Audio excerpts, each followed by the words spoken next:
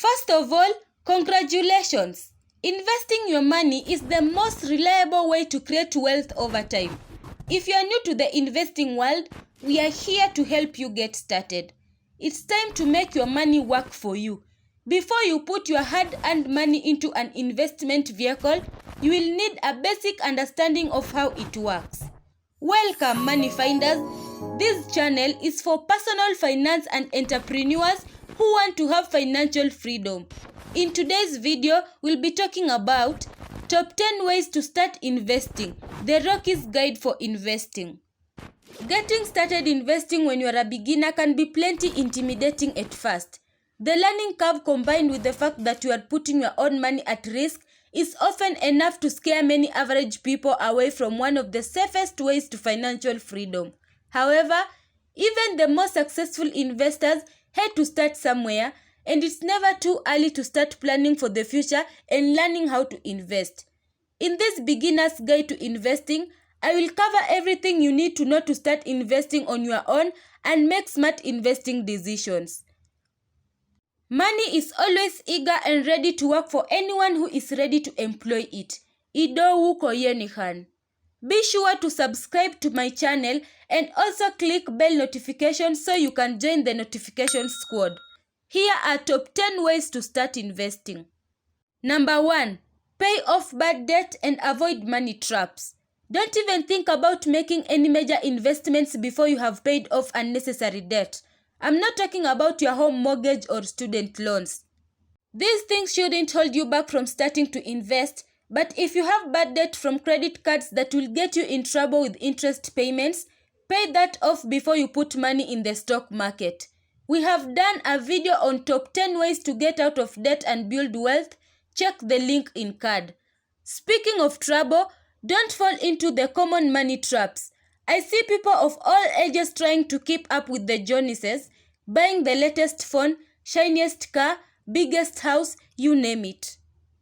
I call these money traps because they are things that will take all your money so you have nothing left to invest. Spending money wisely is one of the most important steps you can take to put yourself in the best possible financial situation before you begin investing. Number 2. Learn the investing basics. You wouldn't jump in the ring without knowing the basics of boxing, so you shouldn't jump in the stock market without knowing the basics of investing for beginners. Before you begin building wealth, it's important to understand the basic goal of investing as well as the basic process that you will use to reach that goal. At the most basic level, investing is all about buying $10 worth of value for $5. When you are able to buy a company for less than its true value, the value of your investment will grow over time. This is the ultimate goal of investing. Number 3. Define your investment budget. Budgeting may get a bad rap, and maybe not everyone should have one. But in reality, if you want to become an investor, having a budget can be extremely helpful in saving money to use for investing. When making your budget, be sure to include plenty of funds for investing.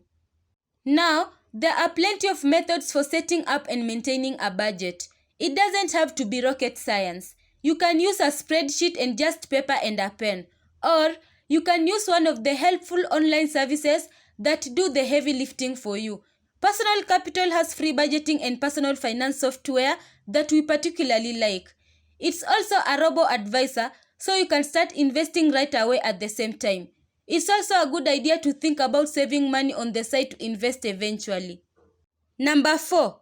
Research, research, research. If you're not sure what type of investment to pick or concerned you might take on too much risk, there are plenty of free websites packed full of detailed fund and stock market information. Number 5. Your risk tolerance. How much financial risk are you willing to take? Not all investments are successful. Each type of investment has its own level of risk, but this risk is often correlated with returns. It's important to find a balance between maximizing the returns on your money and finding a risk level you are comfortable with. For example, bonds offer predictable returns with very low risk, but they also yield relatively low returns of around 2 to 3%. By contrast, stock returns can vary widely depending on the company and time frame, but the whole stock market on average returns almost 10% per year. One good solution for beginners is using a robo-advisor to formulate an investment plan that meets your risk tolerance and financial goals. In a nutshell, a robo-advisor is a service offered by a brokerage that will construct and maintain a portfolio of stock and bond-based index funds designed to maximize your returns potential while keeping your risk level appropriate for your needs. Number 6. Decide on account types. Now that you've begun to develop your asset allocation plan, it's time to start thinking about where you will invest your money. If you're employed, your company probably offers a 401k, 403b, or TSP. For the sake of argument, we'll say it's a 401k. Take into account this year's contribution limits to your 401k. Any type of employer match you receive will not count toward this limit. There are many benefits to maxing out a 401k, namely the amount you are setting aside and the fact that you are reducing your taxable income. Number 7. Understand your investment options. Whether you invest through a 401k or similar employer-sponsored retirement plan, in a traditional or Roth IRA, or in a standard investment account, you choose what to invest in. It's important to understand each instrument and how much risk it carries. The most popular investments for those just starting out include stocks. A stock is a share of ownership in a single company. Stocks are also known as equities. Stocks are purchased for a share price which can range from the single digits to a couple $1,000 depending on the company. Bonds. A bond is essentially a loan to a company or government entity which agrees to pay you back in a certain number of years. In the meantime, you get interest.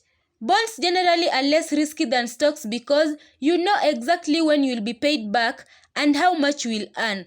But bonds earn lower long-term returns, so they should make up only a small part of a long-term investment portfolio.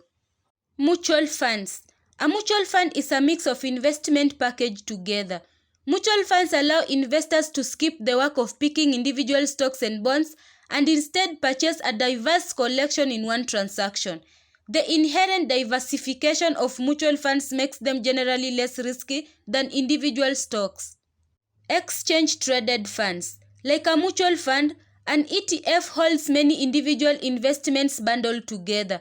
The difference is that ETFs trade throughout the day like a stock and are purchased for a share price. An ETF share price is often lower than the minimum investment requirements of a mutual fund, which makes ETFs a good option for new investors or small budgets. Number 8. Consider an appropriate mix of investments. By including asset categories with investment returns that move up and down under different market conditions within a portfolio, an investor can help protect against significant losses. Historically, the returns of the three major asset categories, stocks, bonds, and cash, have not moved up and down at the same time.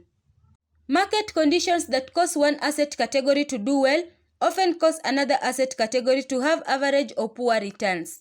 By investing in more than one asset category, you will reduce the risk that you will lose money and your portfolio's overall investment returns will have a smoother ride. If one asset category's investment return falls, you will be in a position to counteract your losses in that asset category with better investment returns in another asset category. In addition, asset allocation is important because it has major impact on whether you will meet your financial goal. If you don't include enough risk in your portfolio, your investments may not earn a large enough return to meet your goal. For example, if you are saving for a long-term goal, such as retirement or college, most financial experts agree that you will likely need to include at least some stock or stock mutual funds in your portfolio. Number 9. Create and maintain an emergency fund. Most smart investors put enough money in a savings product to cover an emergency like sudden unemployment. Some make sure they have up to 6 months of their income in savings so that they know it will absolutely be there for them when they need it. Number 10. Monitor your investments. The last step in our game plan is to monitor your investments. Even if you choose a target date fund, you should never just set it and forget it. I recommend checking in on your investments at least once a month and rebalancing your entire portfolio at least once a year, but not more than quarterly. It's easy to choose a mutual fund or index fund and stop thinking about it, but that's a big mistake for many new investors. Keep an eye on your money while it's going to work for you. Just like the working world, we hire employees that don't always work out. Same thing with investments. Sometimes we buy ones that don't work out. There is a free tool that makes managing your investments easy and fun. It's called Personal Capital's Free Financial Dashboard. Personal Capital enables you to connect all of your 401k, 403b, IRS, and other investment accounts in one place. Once connected, you can see the performance of all of your investments and evaluate your asset allocation. So, money finders, what can you add to our list of ways to start investing? We love hearing your comments and feedback. Now you always watch our video till the end. Here is your bonus. Create a small play account. If you are interested in investing in individual stocks, start by creating a play account on Google Finance, Yahoo Finance, the Motley Fool, and some brokerage sites, for example, where you can create an imaginary portfolio and track its progress. Investigate the shares you want to purchase and then follow the ups and downs of your imaginary portfolio. Once you've had some education, you will be more ready to invest in individual stocks or different types of funds. To learn more about top 10 best investments to make in 2021, click into this video right here. And if you haven't yet, make sure you subscribe. Thank you so much for watching. I will see you next time.